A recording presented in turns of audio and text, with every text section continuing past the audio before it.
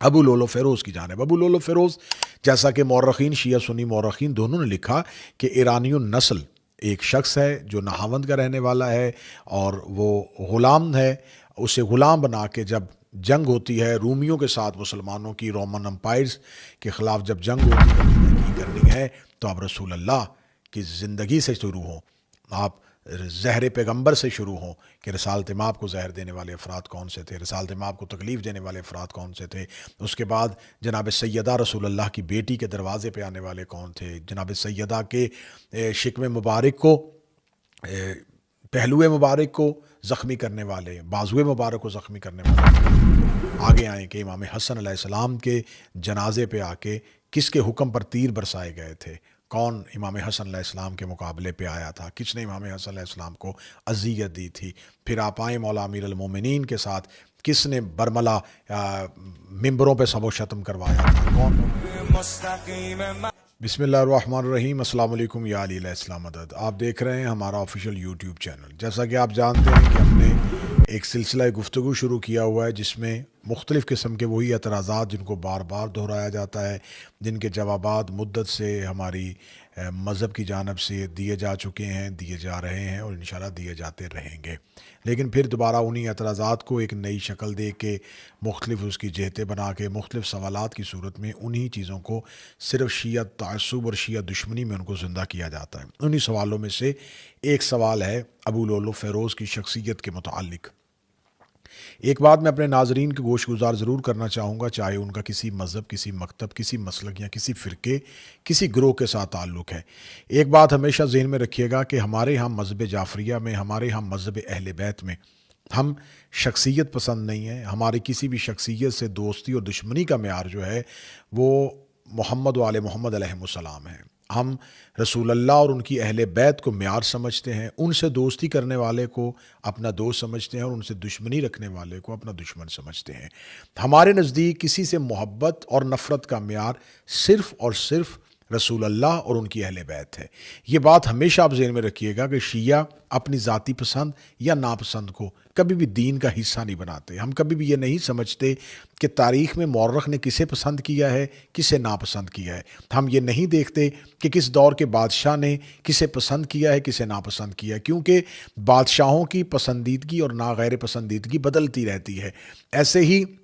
مورخین اپنی پسند اور ناپسند کا اظہار مختلف دور میں بدلتے رہتے ہیں، لیکن مذہب جو ہے وہ یہ نہیں ہو سکتا کہ ایک دور میں مذہب کسی کو پسند کرے اور دوسرے دور میں مذہب اس کو ناپسند کر دے۔ اللہ جسے پسند کرتا ہے، رسول اللہ جسے پسند کرتے ہیں، قرآن جسے پسند کرتا ہے، اہل بیت علیہ السلام جسے پسند کرتے ہیں، ہم اسے ہی پسند کرتے ہیں۔ ہماری دوستی اور دشمنی کا معیار شخصیت کی وجہ سے نہیں ہوتا، دور کی وجہ سے نہیں ہوتا، ہم اپنی پسند اور ناپسند کا معیار محمد و اہل بیت محمد علیہ السلام کو بناتے ہیں۔ یہ بات آپ نے ہمیشہ اپنے ذہن میں رکھنی ہے۔ اب آتے ہیں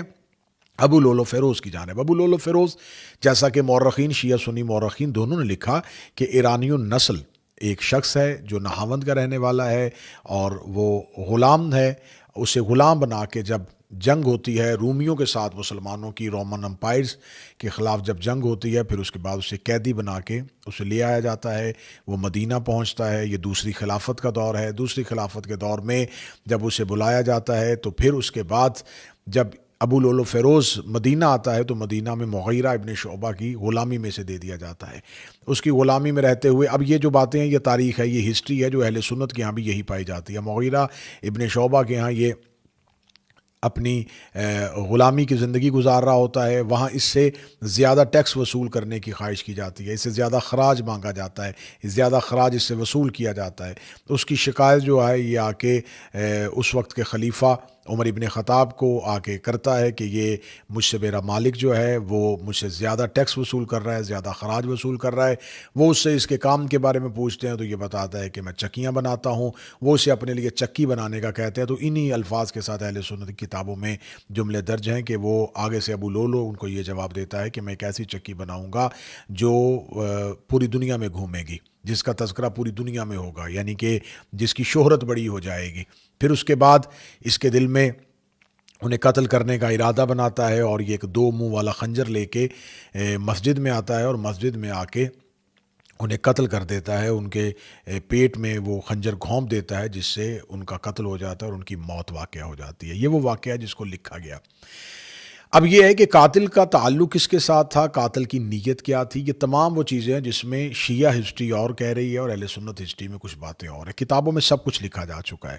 ہمیشہ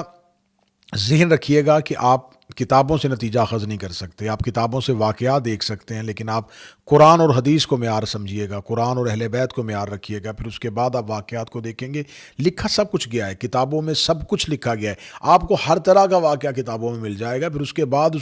اس کے جو نتائج بدلے گئے وہ بھی کتابوں میں لکھ دیے جائیں گے۔ جس طرح ہمارے فیصل آباد شہر کے ایک عالم دین ہوا کرتے تھے مولانا اسحاق، جن کی بہت زیادہ ویڈیوز جو تھیں وہ بہت زیادہ دیکھی اور پسند بھی کی جاتی تھی، وہ یہ کہا کرتے تھے کہ لکھنے والے سب کچھ لکھ گئے ہیں، لکھنے والے کتابوں میں لکھ گئے ہیں۔ اب یہ مسئلہ آج کے دور کا نہیں، اور یہ نہ آج کے دور میں ختم ہونے والا مسئلہ ہے کہ ہم یہ کہیں کہ یہ لکھا گیا ہے تو یہ سب کچھ کتابوں کے اندر تو موجود ہے۔ اب یہ ہے کہ قاتل کی نیت کیا تھی۔ اب نیت کا اعتراف تبھی ہو سکتا ہے کہ اگر قاتل جو ہے، اگر قتل کرنے والا میدان جنگ میں کسی کو قتل کرتا ہے تو آپ بڑی آسانی کے ساتھ یہ فیصلہ کر سکتے ہیں کہ اگر وہ میدان جنگ میں کسی کو قتل کر رہا ہے تو آپ یہ فیصلہ کرنے کی پوزیشن میں ہوتے ہیں کہ وہ یہ جنگ کس لشکر میں رہ کے کر رہا تھا۔ جس لشکر میں رہ کے وہ کر رہا تھا وہ لشکر کسی نظریے کی بنیاد پہ جنگ کر رہا تھا، تو کیا اس لشکر کا وہ نظریہ ٹھیک تھا؟ جس مقصد کی خاطر وہ جنگ کر رہے تھے وہ مقصد ٹھیک تھا؟ پھر اسی مقصد میں وہ شریک تھا، تو اس کا مطلب ہے کہ پھر اس کے قتل کو یا اس کے اس اٹیمپٹ کو، اس چیز کو دیکھا جائے گا، جانچا جائے گا اس ایک نیت کی بنیاد پہ جس لشکر میں رہ کے وہ جنگ کر رہا ہے۔ میدان جنگ میں قاتل اور مقتول کا تعین کرنا آسان ہوتا ہے۔ اگر کوئی قاتل جو ہے وہ رات کی تاریکی میں آ کے کسی کو قتل کر دے تو اب اس قتل کو ظاہر کرنے کے لیے دو طریقے ہوتے ہیں۔ پہلا طریقہ یہ ہے کہ اگر آپ قاتل سے ہی اس کی نیت کے بارے میں پوچھ لیں کہ وہ کیا کہتا ہے، وہ کیا کہتا ہے کہ میں نے یہ قتل کس بنیاد پر کیا ہے، ذاتی مخالفت پہ کیا ہے، مذہبی اختلاف پہ کیا ہے، میں نے تعصب کی بنیاد پہ کیا ہے، میں نے حسد کی بنیاد پہ کیا ہے، تو قاتل اگر گرفتار ہو جاتا ہے اور وہ خود اعتراف جرم کر لیتا ہے تو یہاں سے تعین ہو سکتا ہے کہ قاتل کی نیت میں کون سی خواہشات جو تھیں وہ کار فرما تھیں۔ دوسرا طریقہ یہ ہوتا ہے کہ آپ جب کسی کو دیکھتے ہیں قتل کرتے ہوئے تو اس کو قتل کرتے ہوئے آپ یہ فیصلہ اس لیے آسانی سے کر لیتے ہیں کہ وہ قاتل، جیسا کہ میں نے پہلے بیان کیا، کہ وہ کس نظریے کی حمایت میں یہ قتل کر رہا تھا، وہ کس ایک لشکر، کس گروہ کے ساتھ تھا، اور وہ کس نظریاتی جنگ میں تھا جس کی بنیاد پر اس نے میدان جنگ میں یہ قتل کیا۔ اب یہاں پر ابو لولو فیروز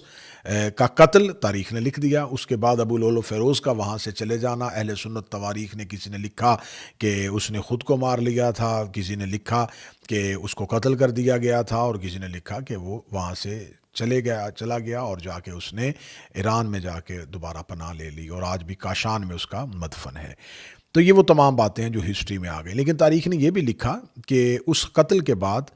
عمر ابن خطاب کے بیٹے عبید اللہ ابن عمر نے 3 لوگوں کا قتل قصاص کے مطالبے میں کیا۔ ایک اسی ابو لولو کی بیٹی کا قتل کیا، اور اس کے ایک ساتھی کا قتل کیا، اور ایک اس کے ساتھ اس کے غلام کا قتل کیا۔ یہ 3 قتل جو ہیں وہ قصاص کے مطالبے میں کر دیے گئے کہ اگر جس طرح اسلام کے ہاں قصاص ہے کہ اگر آپ کسی کا قتل کرتے ہیں تو اس کا وارث جو ہے وہ بدلے میں وہ خون کا بدلہ خون کی صورت میں لیتا ہے، وہ قتل کا بدلہ قتل کی صورت میں لیتا ہے، تو اس کا اسلام اجازت دیتا ہے کہ اگر آپ کا وارث جو ہے وہ قصاص کا مطالبہ کرے تو شرعی حکومت جو ہے وہ قصاص کے اس مطالبے کو تسلیم کرتی ہے۔ خون کا بدلہ خون، اسلام بڑا ایک بہترین دین ہے، اسلام ایک بہترین دستور ہے، ایک آئین ہے، مکمل ضابطۂ حیات ہے۔ اب یہاں پر ابو لولو کی زندگی کے بارے میں یہ واقعات لکھ لیے گئے، لیکن نہ ہی اعتراف دکھایا گیا کہ اس نے یہ اعتراف کیا ہو، اور نہ ہی یہ بتایا گیا کہ وہ کسی میدان جنگ میں تھے۔ میں سوال کرنا چاہوں گا کہ یہ وہ واقعات ہیں جن کے نتائج آپ خود اخذ کر رہے ہیں، جس کے نتائج آپ خود لے رہے ہیں، اس بات کے نتیجہ کہ اس نے اس لیے کیا ہوگا، یہ کام، اس کی نیت یہ ہوگی اور یہ ہوگی۔ میں آپ کو کچھ قتل ایسے بتاتا ہوں جو برملا کیے گئے ہیں، جو بالکل ظاہراً کیے گئے ہیں۔ آپ آج تک اس قاتل کے بارے میں تو کوئی تعین نہیں کر سکے، آج تک آپ اس قاتل کے بارے میں تو نہیں بتا پا رہے۔ آپ کیوں نہیں بتاتے کہ جنگ صفین میں جب حضرت عمار بن یاسر جو ہے وہ مولا علی کے لشکر میں شہید ہو جاتے ہیں، اور یہ کہہ دیا جاتا ہے کہ یہ حدیث پیغمبر مشہور اور معروف تھی، اور اس دور کے لوگوں کے کانوں میں یہ حدیث موجود تھی کہ اے عمار تجھے ایک باغی گروہ قتل کرے گا۔ تو حضرت عمار یاسر جو ہیں ان کا قتل میدان جنگ میں ہوا ہے، اور مولا امیر المومنین کے لشکر میں رہتے ہوئے ہوا ہے۔ آپ نے یہ تعین نہیں کیا کہ عمار کا قتل کس کے ہاتھ میں جائے گا، عمار کے خون کا مطالبہ کس سے کیا جائے گا۔ آپ نے یہ کیوں نہیں بتایا کہ حجر بن عدی کا قتل کہاں جائے گا۔ آپ نے یہ کیوں نہیں بتایا کہ مالک بن نویرہ کو اس کے قبیلے پہ جا کے حملہ کر کے اس کو قتل کر دینا، خالد بن ولید کی جانب سے اس کا قتل کر دینا، قتل کرنے کے بعد اس کی بیوی سے گناہ کرنا، پھر اسی رات ان کے سروں سے چولہا بنا کے اس میں آگ لگا کے کھانا تیار کرنا۔ یہ تمام چیزیں تو کتابوں میں لکھی ہوئی ہیں۔ آپ کیوں نہیں بتاتے کہ عمار یاسر، حجر بن عدی، اور آپ کی نہیں بتاتے کہ مالک بن نویرہ، آپ نہیں بتاتے محمد بن ابی بکر کے بارے میں، آپ نہیں بتاتے سعد بن عبادہ انصاری کے بارے میں، جس کے بارے میں آپ نے کتابوں میں لکھ دیا کہ اس کو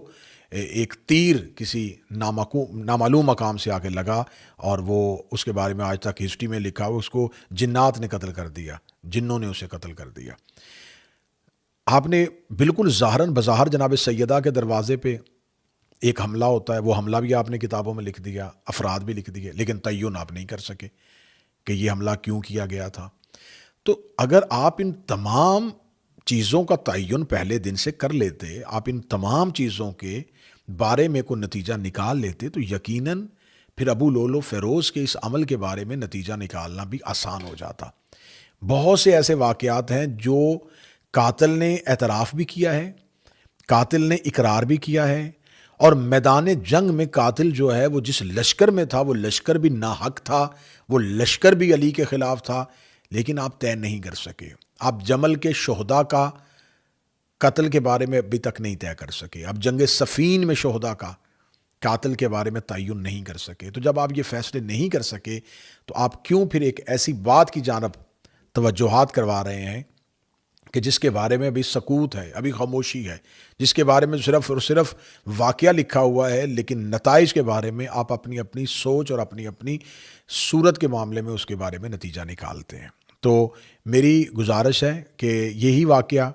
اہل سنت کتابوں میں لکھا ہوا ہے، اسی واقعے کو شیعہ مورخین نے اسی انداز میں کوڈ کیا ہے، لیکن یہ کہہ دیا جاتا ہے وہ مجوسی غلام تھا، یہ اہل سنت تاریخ کہہ رہی ہے، جبکہ تاریخ یہ کہتی ہے، شیعہ تاریخ یہ کہتی ہے کہ اگر وہ مجوسی ہوتا تو وہ مدینہ میں نہ ہوتا، وہ مجوسی ہوتا تو وہ ایک صحابی کی غلامی کر رہا تھا، وہ مجوسی تھا تو وہ مسجد کی صفوں میں کیا کر رہا تھا، اور وہ مجوسی تھا تو جب وہ شکایت لے کے آیا تھا تو وہ شکایت خراج کی تھی، خراج ٹیکس ہوتا ہے، تو اس نے یہ شکایت خلیفۃ المسلمین سے کیوں رکھی گئی تھی، اور یہ تمام چیزیں اس کے اسلام پہ آنے کے لیے گواہیں، اور اسلام کے آنے پہ کہ وہ اسلام لا چکا تھا۔ پھر اس نے یہ قتل کس بنیاد پہ کیا، کس نیت پہ کیا، اس کے بارے میں سکوت اور اس کے بارے میں خاموشی ہے۔ تو میں یہ گزارش کروں گا کہ آپ وہ سوالات کے جوابات جو تاریخ دے چکی ہے، جو نتیجہ اخذ ہو چکا ہے، جو نتیجہ نکل چکا ہے، جو قاتل اعتراف کر چکے ہیں، جو قاتل بتا چکے ہیں کہ ہم نے یہ قتل کیوں کیا ہے، وہ جودہ بنت اشز جو اپنے ہاتھوں سے امام حسن علیہ السلام کو زہر دیتی ہے، آپ اس کے بارے میں ابھی تک یہ نتیجہ نہیں نکال سکے کہ وہ کس کی بیٹی تھی، کس کی بھانجی تھی، کس کے کہنے پر زہر دیا گیا تھا، اور اسے لالچ کیا دیا گیا تھا۔ یہ تمام چیزیں کتابوں میں لکھی ہوئی ہیں، اور وہ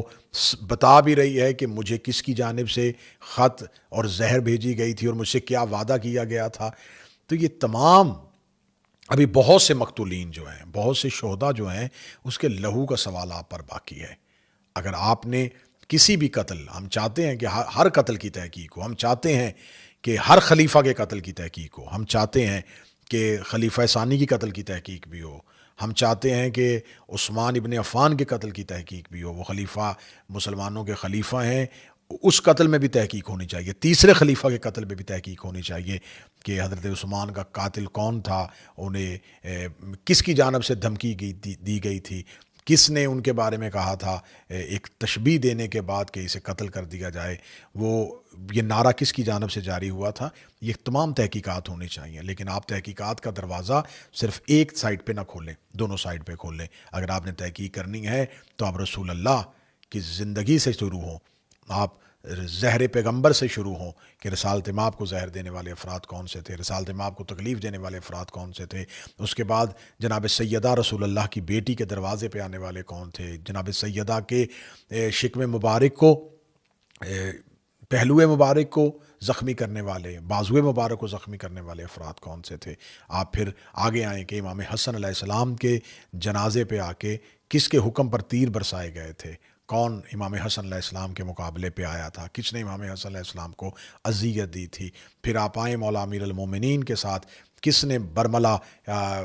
ممبروں پہ سب و شتم کروایا تھا، کون مولا امیر المومنین کے مقابلے پہ آتا رہا ہے۔ پھر آپ آئیں امام حسین علیہ السلام کے لیے، پھر آپ بتائیں کہ شہدائے کربلا کے قاتلوں میں کون کون سے افراد تھے، یہ برملا جو لشکر یزید میں آئے تھے یہ لوگ کون تھے، اور یزید کے بیعت کرنے والے افراد کون تھے، یزید کے نامزد کردہ گورنرز کون کون سے تھے، یزید کی شورا کمیٹی میں کون کون بیٹھا ہوا تھا، قتل حسین پہ فتویٰ دینے والے کون سے تھے، اور کون کون اس قتل میں شریک تھا۔ اگر آپ ان تمام قاتلوں پہ، ان تمام پہ بات کریں گے، آپ تمام مقتولوں کے خون کا حساب لیں گے، تو یقیناً ہم ہر حساب میں آپ کے ساتھ جائیں گے، ہم ہر ایک قتل کی تحقیق میں آپ کے ساتھ تعاون کرنے کے لیے تیار ہیں۔ لیکن یہ قتل کی تحقیق یک طرفہ نہیں ہونی چاہیے، اس قتل کی